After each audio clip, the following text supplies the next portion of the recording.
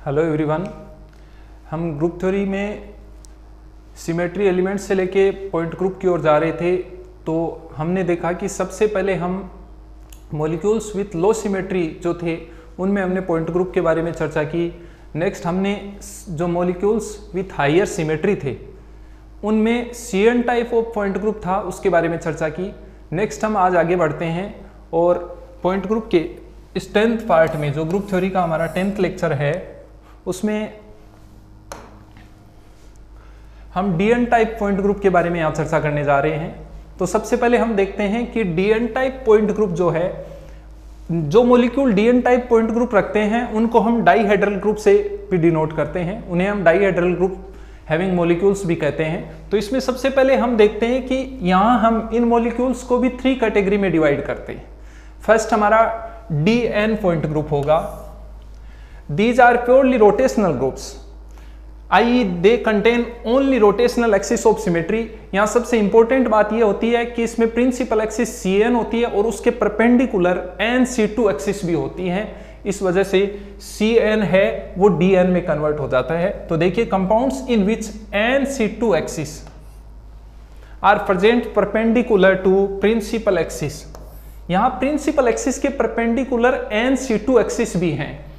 are belong to this category, the order H of this group is 2n।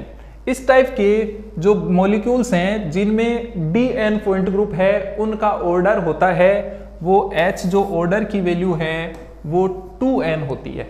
यहाँ पर order H है वो 2n होता है। n यहाँ आपको पता है प्रिंसिपल एक्सिस में जो भी उसका ऑर्डर है वो होगा। तो यहाँ हम कुछ एग्जांपल्स देखते हैं।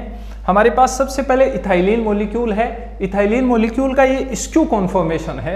स्क्यू कॉन्फॉर्मेशन में हम देखते हैं कि ये जो 2 हाइड्रोजन है ये एक प्लेन में है और ये दूसरे जो 2 हाइड्रोजन है ये इसके परपेंडिकुलर नहीं है। तो यहां हम देखेंगे कि एक C2 तो ये है, ये जो C2 आपको दिखाई दे रही है ये C2 है और इसके परपेंडिकुलर 2 C2 और है, C21 और C22। देखिए आप, एक C2 तो ये जो जा रही है, हम यूं इसको यूं डिनोट किया हमने, और दूसरी ये इस तरीके से ये तिरछी जा रही है। जो दोनों प्लेन हैं, जो एक तो प्लेन इनसे रिलेटेड है इन 2 हाइड्रोजन से और एक इन 2 हाइड्रोजन से, इन दोनों हाइड्रोजनों के प्लेन के यूं जा रही है। तो यहां पर हम देख रहे हैं कि प्रिंसिपल एक्सिस C2 के परपेंडिकुलर अपने पास 2 C2 और हैं, जिनमें से एक को हमने C2 डैश से डिनोट किया है और दूसरी को C2 डबल डैश से डिनोट किया है। इस वजह से हमारी C2 है वो D2 में कन्वर्ट हो गई।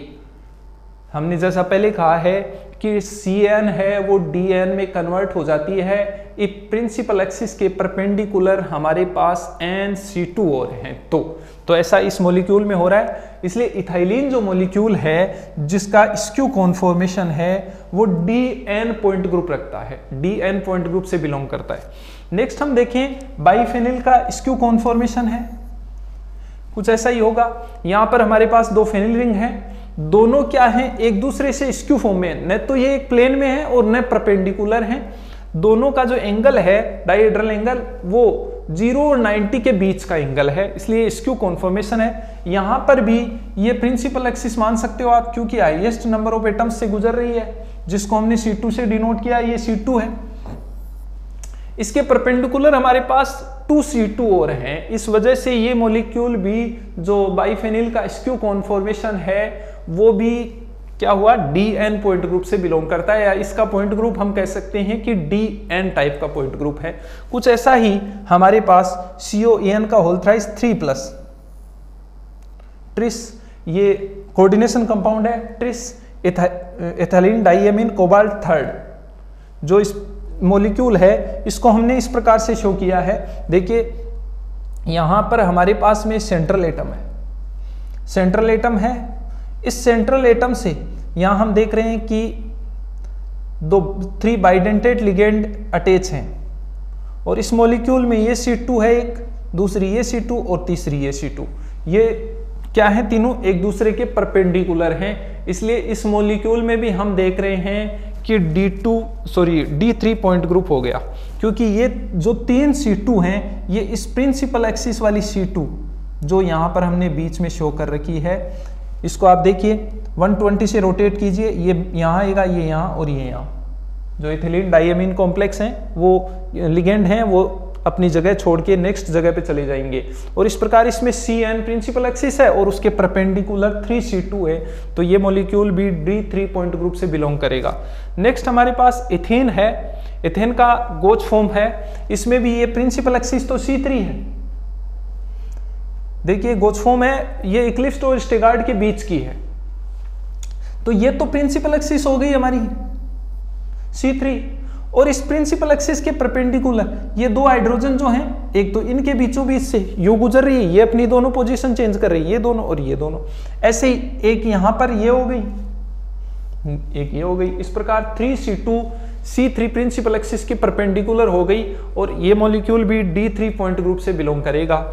नेक्स्ट हम देख रहे हैं कि हमारे पास एक और कॉम्प्लेक्स कंपाउंड है जिसमें सेंट्रल एटम है जो जर्कोनियम और नायोबियम हो सकता है, जिसको हमने M से डिनोट किया है। और इससे हम देख रहे हैं कि यहां पर हमारे पास में बाइडेंटेड लिगेंड अटैच हैं, तो यहां पर भी प्रिंसिपल एक्सिस तो हमारी क्या है, C4 है। प्रिंसिपल एक्सिस तो C4 है और इसके परपेंडिकुलर इसमें 4C2 और है। गिवन मॉलिक्यूल में 4C2, एक ये है, एक उसके थ्रू, एक इसके थ्रू और एक इसके थ्रू। इस प्रकार ये मॉलिक्यूल भी D4 पॉइंट ग्रुप से बिलोंग करेगा।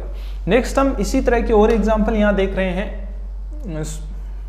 नेक्स्ट हम देख रहे हैं कि DNH पॉइंट ग्रुप से बिलोंग करने वाले मॉलिक्यूल्स कैसे होते हैं। DN में इसी तरीके से और भी मॉलिक्यूल हो सकते हैं जिनमें हम क्या देखते हैं कि प्रिंसिपल एक्सिस है, उसके परपेंडिकुलर NC2 एक्सिस होती हैं और उसमें कोई प्लेन ऑफ सिमेट्री वगैरह नहीं होती है। तो यहां हम नेक्स्ट देखेंगे DNH point group. DNH point group में सबसे इंपॉर्टेंट बात यह होगी कि यहां हमारे पास प्रिंसिपल एक्सिस CN होगी, उसके परपेंडिकुलर NC2 एक्सिस भी होंगी, लेकिन साथ ही साथ यहां पर हमारे पास हॉरिजॉन्टल प्लेन भी प्रेजेंट होगी। तो देखिए this point group can be obtained by adding a horizontal plane to the set of DN group elements. जो हमने DN ग्रुप के बारे में चर्चा की थी उसके साथ में क्या ऐड होगी, एक हॉरिजॉन्टल प्लेन सिग्मा H अगर ऐड होगी तो इस प्रकार का पॉइंट ग्रुप जनरेट होगा। The order of DNH point group is 4n। यहां पर ऑर्डर है वो 4n होगा, यानी n into 4 time. In addition to the n elements of CN and C2 axis, this group can have another 2n elements। तो important बात यह है कि यहां पर n एलिमेंट तो प्रिंसिपल एक्सिस से बिलोंग करेंगे, जिसमें से n-1 तो प्रिंसिपल एक्सिस के हो गए और एक आइडेंटिटी का हो गया, और उसको हमने कहा n एलिमेंट्स हैं वो प्रिंसिपल एक्सिस से बिलोंग कर रहे, n C2 से बिलोंग कर रहे। जो प्रिंसिपल एक्सिस के परपेंडिकुलर C2 एक्सिस थी n उससे बिलोंग कर रहे हैं। और this group can have another 2n elements because यहां पर ऑर्डर है वो हम देख रहे हैं 4n है। The presence of a horizontal plane and a set of NC2s perpendicular to CN axis, principal axis, automatically implies the presence of n sigma v plane। Important बात यह है कि प्रिंसिपल एक्सिस के परपेंडिकुलर यहां पर NC2 हैं, वो automatically किसकी प्रेजेंस को शो कर रही हैं, n वर्टिकल प्लेन को शो कर रही हैं। When n is even and is equal to or more than 4, यहां पर n की वैल्यू इवन हो और या तो 4 हो या 4 से क्या हो, ज्यादा हो। We have a set of n/2 sigma v planes and n/2 sigma d planes। Important बात यह है, जैसा हमने वहां प्लेन ऑफ सिमेट्री में भी इसके बारे में चर्चा की थी कि n की वैल्यू प्रिंसिपल एक्सिस में n की वैल्यू क्या हो, या तो 4 हो या 4 से ज्यादा हो और n इवन भी हो।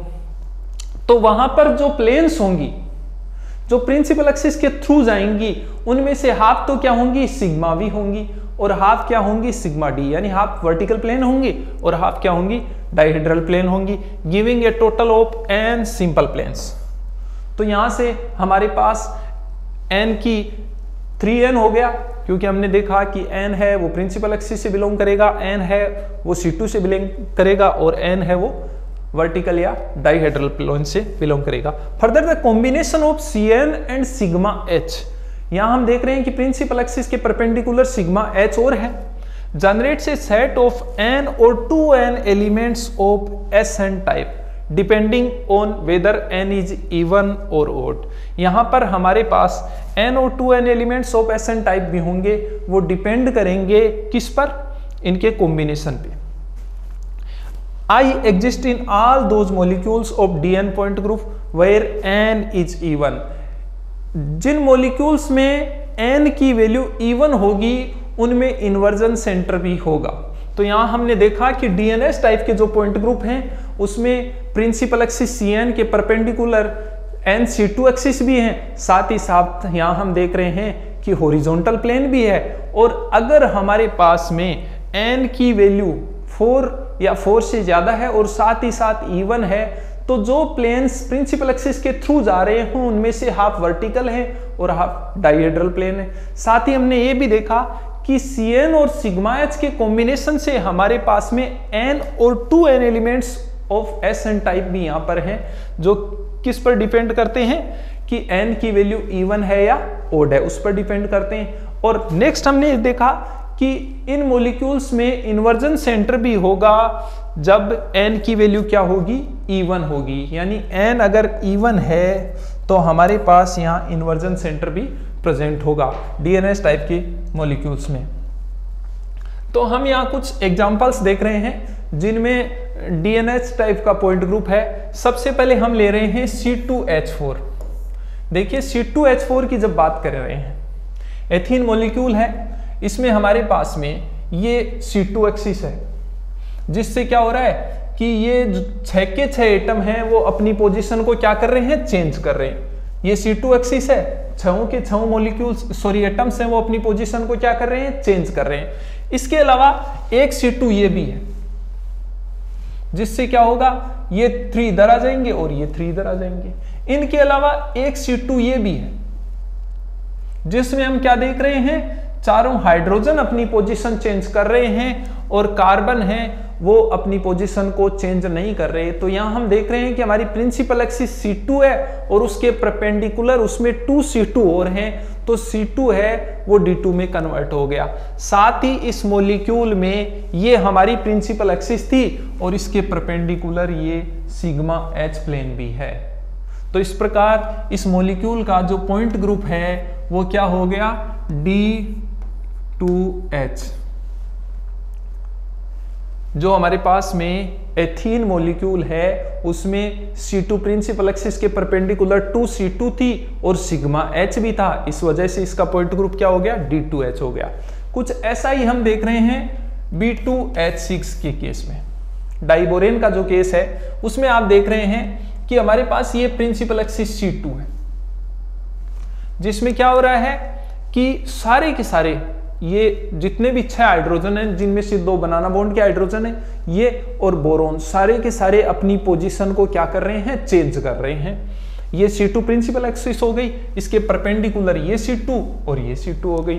तो इस प्रकार हम देख रहे हैं कि प्रिंसिपल एक्सिस के परपेंडिकुलर 2 C2 और हैं, इस वजह से मॉलिक्यूल में C2 है वो D2 में कन्वर्ट हो गया। साथ ही ये सिग्मा H भी है इस मॉलिक्यूल में, तो इसका भी पॉइंट ग्रुप क्या हो गया, D2H हो गया। डाइबोरेन में भी पॉइंट ग्रुप D2H हो गया।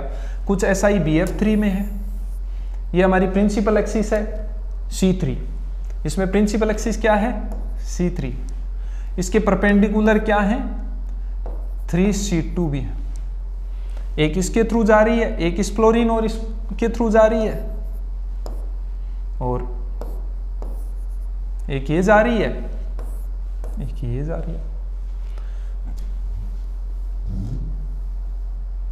तो इस प्रकार BF3 में भी C3 के परपेंडिकुलर 3C2 हैं, तो ये D3 में कन्वर्ट हो गया और ये इसमें प्लेन हॉरिजॉन्टल प्लेन भी प्रेजेंट है, इस वजह से इस मॉलिक्यूल का पॉइंट ग्रुप भी क्या हो गया, D3H हो गया।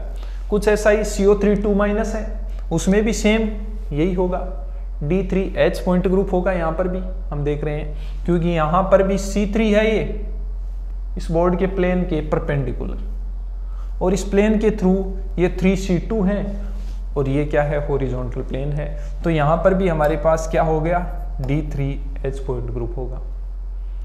PTCl4 की जब बात करें तो यहां पर हमारे पास D4H होगा, क्योंकि आप देखिए इस प्लेन के परपेंडिकुलर इसमें C4 है, ये वाली, इसके परपेंडिकुलर हमारे पास 4C2 है, 1, ये 2, ये 3 और ये 4। तो यहां पर हमारे पास इस मॉलिक्यूल में क्या हो गई, 4C2 भी हो गई, और इसके प्लेन के थ्रू इसमें हॉरिजॉन्टल प्लेन है, तो इस वजह से इसका पॉइंट ग्रुप क्या हो गया, D4H हो गया। नेक्स्ट हम देखें PCl5।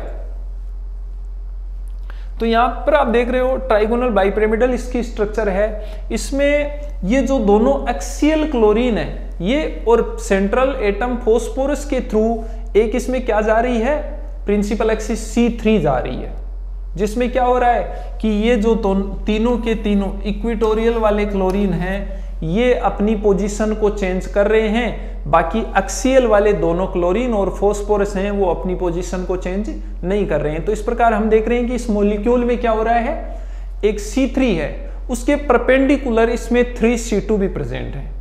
जिन 3C2 में से 1 तो क्या होगी, इसके थ्रू जाएगी, सेकंड इसके थ्रू जाएगी और थर्ड इसके थ्रू जाएगी। इनमें क्या होगा कि ये जो हमारे पास में C2 जो हम अप्लाई कर रहे हैं उनमें एक क्लोरीन और सेंट्रल एटम फॉस्फोरस अपनी पोजीशन चेंज नहीं करेंगे, बाकी 4 क्लोरीन हैं वो अपनी पोजीशन चेंज करेंगे। कैसे करेंगे, ये एक्सियल वाला दूसरे एक्सियल की जगह चला जाएगा, ये उसकी जगह चला जाएगा, ये दोनों इक्वेटोरियल वाले क्लोरीन अपनी जगह आपस में चेंज कर लेंगे। ऐसा ही इसके थ्रू होगा, ऐसा ही इसके थ्रू होगा, और इसमें क्या होगा, एक हॉरिजॉन्टल प्लेन भी होगा जो सेंट्रल फॉस्फोरस और साथ में तीनों इक्वेटोरियल के क्लोरीन को बाइसेक्ट करेगा। इस प्रकार इस मॉलिक्यूल में D3H पॉइंट ग्रुप होगा।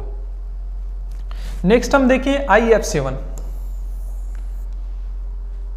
पेंटागोनल बाइपिरामिडल स्ट्रक्चर है, कुछ वैसा ही होगा जैसा PCl5 के केस में हो रहा है। वहां पर हमारे पास प्रिंसिपल एक्सिस C3 थी, यहां पर हमारे पास प्रिंसिपल एक्सिस क्या होगी, C5 होगी, जो किसके थ्रू जाएगी, दोनों जो एक्सियल के फ्लोरीन और सेंट्रल आयोडीन के थ्रू गुजरेगी, और 72 डिग्री के एंगल से हम इनको रोटेट करेंगे तो इक्वेटोरियल वाले सारे के सारे फ्लोरीन हैं वो अपनी पोजीशन को चेंज करेंगे। इस प्रकार इस मॉलिक्यूल में क्या होगा, C5 होगी। इसके परपेंडिकुलर इसमें 5C2 हैं। जैसे 1 की अपन बात करें, ये इस फ्लोरीन और आयोडीन के थ्रू गुजर रही है, जिसमें बाकी सारे के सारे जो एटम है वो अपनी पोजीशन को क्या कर रहे हैं, चेंज कर रहे हैं। तो इस प्रकार इसमें 5C2 भी हो गई, क्या हो गई, 5C2 भी हो गई। और इसके अंदर जो सेंट्रल एटम और इक्वेटोरियल वाले 5 फ्लोरीन है उनको बाइसेक्ट करते हुए एक हॉरिजॉन्टल प्लेन भी प्रेजेंट है। तो इस प्रकार इस गिवन मॉलिक्यूल का पॉइंट ग्रुप क्या हो गया, D5H हो गया। IF7 की बात कर रहे हैं। नेक्स्ट हम बात कर रहे हैं C5H5-। यहां पर भी हम देख रहे हैं कि इसमें एक प्रिंसिपल एक्सिस C5 है और इसके अलावा इसमें 5C2 हैं जो प्रिंसिपल एक्सिस के परपेंडिकुलर है। प्रिंसिपल एक्सिस तो क्या है, इस बोर्ड के प्लेन के परपेंडिकुलर है। ये हॉरिजॉन्टल प्लेन है जो पांचों के पांचों कार्बन और हाइड्रोजन है उनको क्या कर रही है, बाइसेक्ट कर रही है। और इसके अलावा इसमें एक C2 तो ये हो गई, दूसरी ये हो गई, तीसरी ये हो गई, चौथी ये हो गई और पांचवी है वो ये हो गई, जो एक कार्बन और उसके सामने के बॉन्ड को क्या कर रही है, होके गुजर रही है। तो इस प्रकार C5H5- में भी क्या हो गई, C5 प्रिंसिपल एक्सिस हो गई,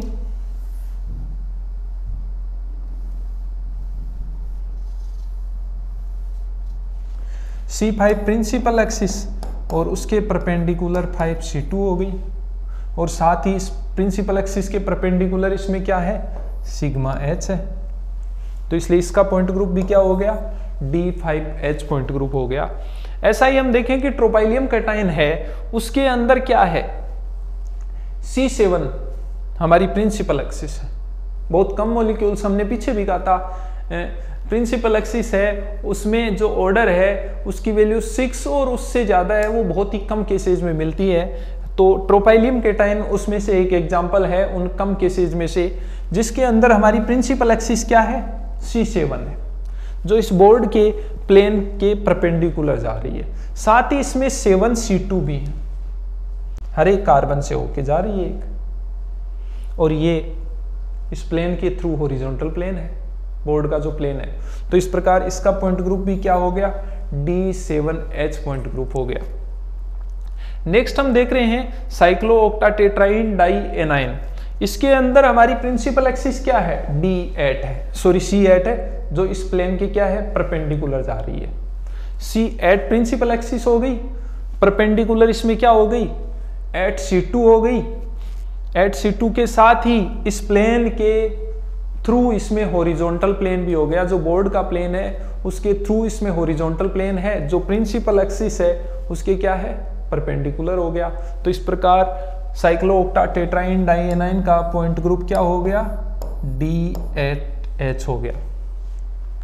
तो इस प्रकार हमने देखा कि एथीन है, डाइबोरेन है, इसके अलावा BF3, इसके अलावा CO3 PTCl4 PCl5 है, IF7 है, C5H5 है, ट्रोपाइलियम कैटायन और साइक्लोओक्टाटेट्राइन डाइएनाइन। काफी सारे एग्जाम्पल देखे जिनमें हमने देखा कि DNH पॉइंट ग्रुप है। नेक्स्ट हम कुछ एरोमेटिक मॉलिक्यूल्स को देख रहे हैं जिनमें भी क्या है, DNH पॉइंट ग्रुप है। तो फर्स्ट इसमें आप देखिए, सबसे सिंपल हमारा एग्जाम्पल है एथीन है। एथीन में हम देखते हैं कि इस प्लेन के परपेंडिकुलर ये क्या है, C6 है, और साथ ही इसमें ये क्या है, C2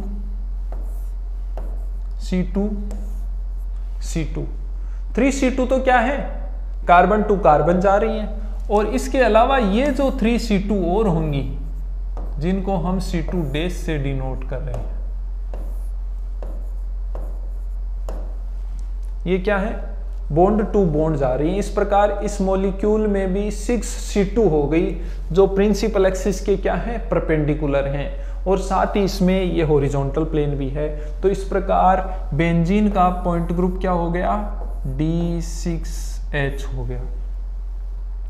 नेफ्थलीन की बात करें तो नेफ्थलीन में आप देखो, नेफ्थलीन के अंदर क्या होगा कि हमारे पास में यहां पर ये प्रिंसिपल एक्सिस हो गई C2, और उसके परपेंडिकुलर एक तो ये और एक ये, 2C2 और हो गई, और साथ में ये क्या है, हॉरिजॉन्टल प्लेन भी हो गया। तो इस प्रकार इसका पॉइंट ग्रुप क्या होगा, D2H, क्योंकि यहाँ प्रिंसिपल एक्सिस C2 के परपेंडिकुलर 2C2 है, और साथ इसमें सिग्मा H भी है इस प्रिंसिपल एक्सिस के परपेंडिकुलर। तो इस प्रकार हम देख रहे हैं कि नेफ्थलीन में भी क्या होगा, D2H पॉइंट ग्रुप होगा। आगे हम देखें एंथ्रासीन की बात कर रहे हैं, तो एंथ्रासीन में भी D2H पॉइंट ग्रुप ही होगा, क्योंकि यहां पर आप देखो, जैसे ये हमारी प्रिंसिपल एक्सिस है, जिसमें ये रिंग यहां चली जाएगी और ये रिंग यहां चली जाएगी। इस रिंग के जो कार्बन है वो अपनी पोजीशन चेंज कर लेंगे। इसके अलावा एक C2 ये हो गई और एक C2 ये हो गई। तो इस प्रकार इसके अंदर भी क्या हो गई, 3C2 हो गई, और साथ ही यहां पर इस प्लेन के थ्रू सिग्मा H हो गया। तो इस प्रकार इसका पॉइंट ग्रुप भी क्या हो गया, D2H हो गया। ऐसा ही हमारे पास यहां होगा, D3H होगा। ये तो C3 हो गई प्रिंसिपल एक्सिस। इसके अलावा इसमें क्या होंगी, 3C2 हो जाएंगी। 1 तो ये जाएगी, 1 ये जाएगी और 1 ये जाएगी। 1 ये होगी, देखो, जिसमें क्या होगा, ये रिंग यहां जाएगी, ये यहां चली जाएगी। इस रिंग के जो एटम है वो अपनी पोजीशन चेंज कर लेंगे। एक ये होगी जिसमें ये रिंग यहां, ये यहां चली जाएगी, ये अपनी पोजीशन, और एक ये होगी। तो इस प्रकार इस प्रिंसिपल एक्सिस के परपेंडिकुलर इसमें क्या हो गई, 3C2 हो गई। साथ ही ये सिग्मा H हो गया इसमें, जो क्या कर रहा है, सारे के सारे एटम्स को क्या कर रहा है, बाइसेक्ट कर रहा है। सब में ऐसा ही हो रहा है, सब में ऐसा ही हो रहा है इनमें। जो हमने पांचों एग्जाम्पल लिए सब में यही हो रहा है कि इस प्लेन के थ्रू क्या जा रही है, हॉरिजॉन्टल प्लेन, जो बोर्ड का प्लेन है उसके थ्रू हॉरिजॉन्टल प्लेन इसमें जा रही है। कुछ ऐसा ही है हमारे पास कोरोनिन के केस में हो रहा है। ये क्या है, C6 है, प्लेन के परपेंडिकुलर, जिसमें छहों की छहों बेंजीन रिंग है वो अपनी पोजीशन चेंज कर रही हैं। और इसके अलावा इसमें आप देख रहे हो क्या है, ये C2 है।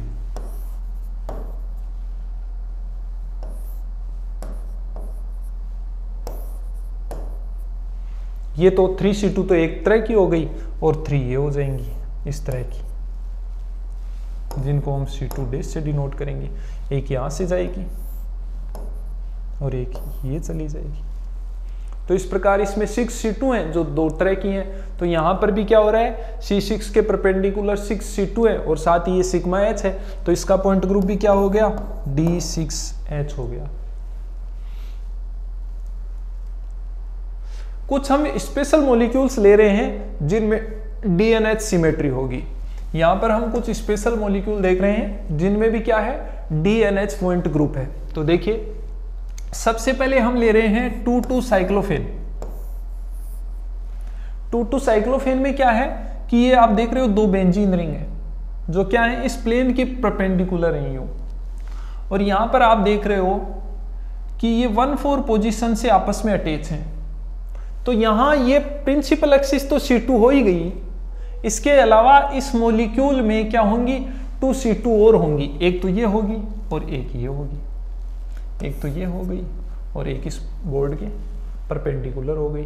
साथ ही इसमें हम देख रहे हैं कि ये हमारी प्रिंसिपल एक्सिस है और इसके परपेंडिकुलर यहां पर क्या है, सिग्मा H भी प्रेजेंट है। ये परपेंडिकुलर इसमें सिग्मा H भी हो गया।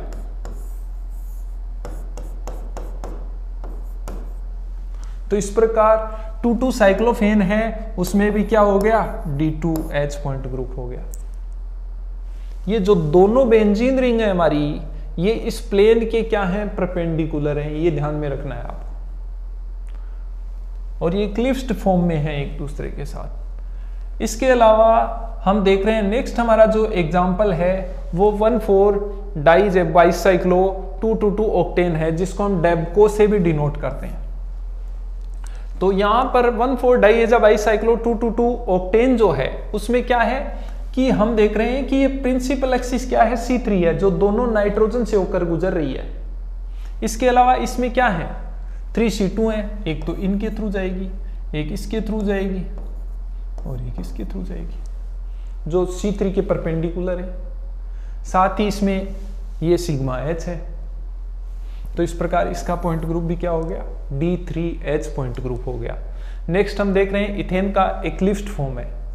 इथेन के एक्लिप्स्ड फॉर्म में हम देख रहे हैं कि जो दोनों कार्बन है उनके थ्रू क्या जा रही है, प्रिंसिपल एक्सिस C3 जा रही है और उसके परपेंडिकुलर हमने देखा 3C2 थी, जो दो हाइड्रोजन थे एक साइड के, उनके थ्रू एक, दूसरे के थ्रू और तीसरे के थ्रू। इस प्रकार यहाँ पर भी इथेन के जब एक्लिप्स्ड फॉर्म की बात कर रहे हैं तो इसमें C3 और उसके परपेंडिकुलर 3C2 थी और साथ ही इसके अंदर हम देख रहे हैं कि जो दोनों कार्बन है उनके बीच जो बॉन्ड है उसको बाइसेक्ट करते हुए एक हॉरिजॉन्टल प्लेन भी है। तो इस प्रकार इस मॉलिक्यूल में D3H पॉइंट ग्रुप हो गया।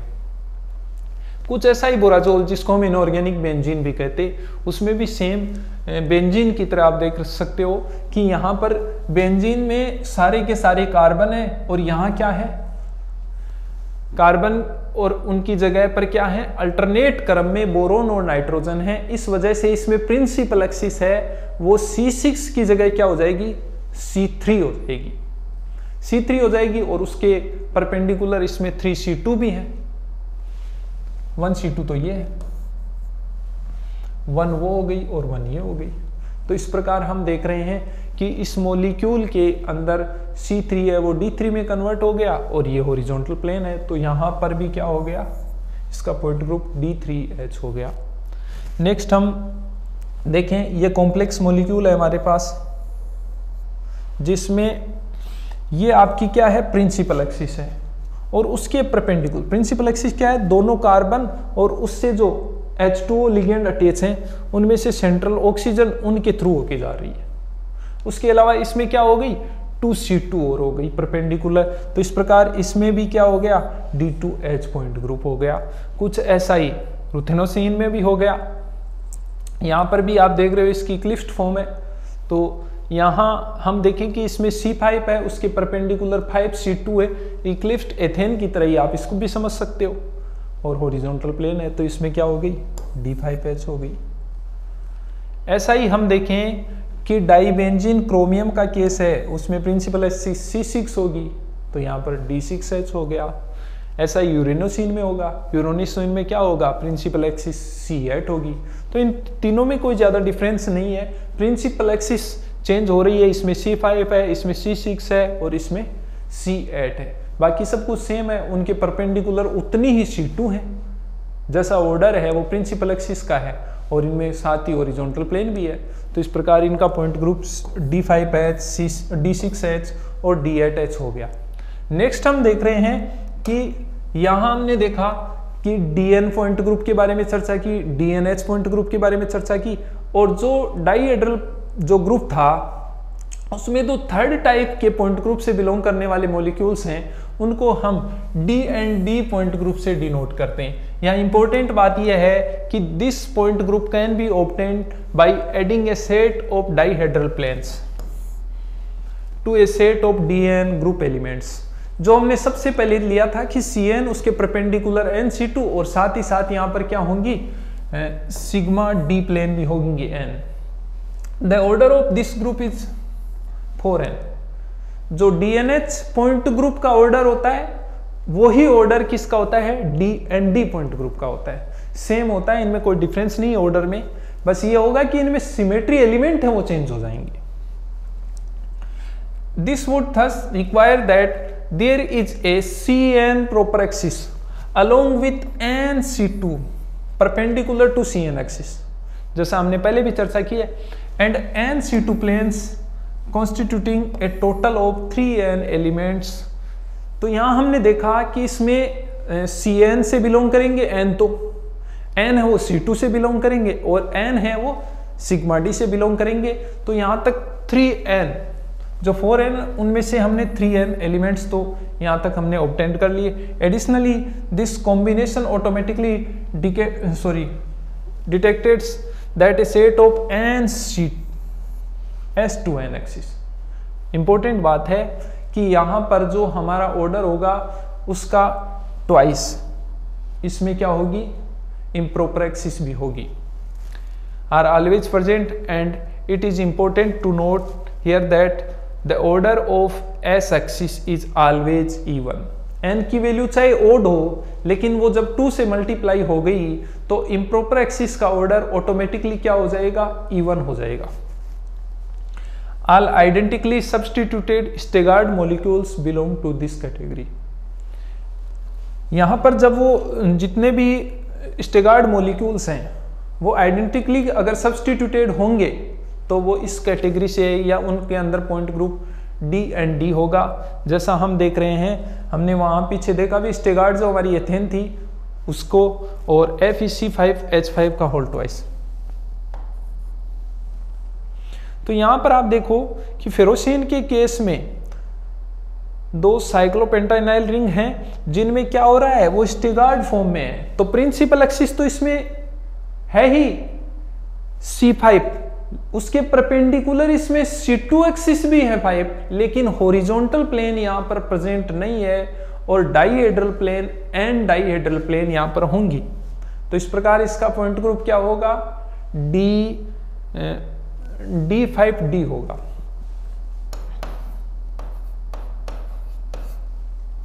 कुछ ऐसा ही TAF at 3-, इसमें D4D पॉइंट ग्रुप होगा। ये प्रिंसिपल एक्सिस हो गई, इसके परपेंडिकुलर इसमें 4C2 हो गई और साथ ही यहाँ पर हॉरिजॉन्टल प्लेन नहीं है। क्यों नहीं है?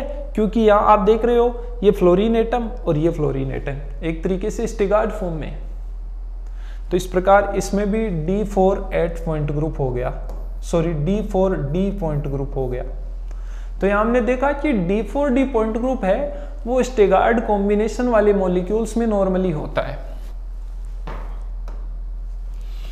नेक्स्ट हम देख रहे हैं SN टाइप पॉइंट ग्रुप।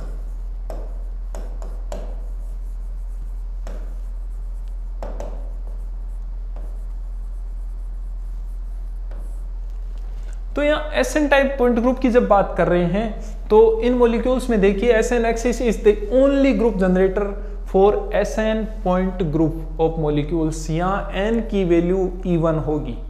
ये इंपॉर्टेंट बात है कि एसएन टाइप जो पॉइंट ग्रुप होगा उनमें एन की वैल्यू ऑलवेज इवन होगी। The order of SN point group is N. यहां पर H की वैल्यू क्या है, N है। देखिए जैसे हम देख रहे हैं कि यहां पर स्टेगार्ड फॉर्म में है ये मॉलिक्यूल, जिसमें क्या है कि ये जो भी है हमारे पास साइक्लोप्रोपिल रिंग है, ये फ्लिप्ड फॉर्म में है।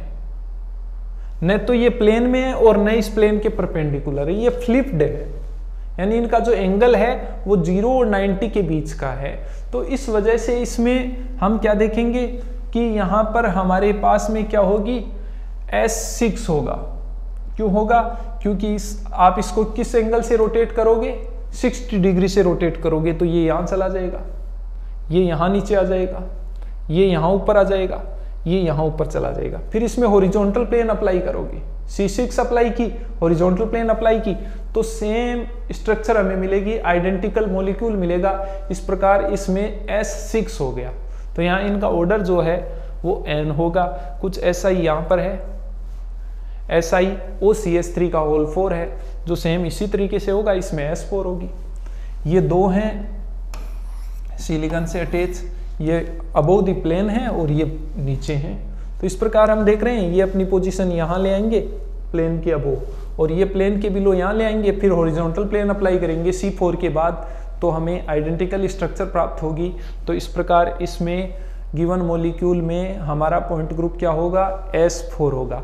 तो यहाँ पर हमने देखा कि जो मॉलिक्यूल्स हाई सिमेट्री से बिलोंग कर रहे थे उनमें हमने क्या देखा, उनमें ये देखा कि CN पॉइंट ग्रुप को भी हम चर्चा कर चुके हैं, DN पॉइंट ग्रुप की भी चर्चा कर चुके हैं और SN पॉइंट ग्रुप की भी चर्चा कर चुके हैं। नेक्स्ट हम मॉलिक्यूल्स विथ स्पेशल सिमेट्री को देखेंगे। आज इतना ही, थैंक यू।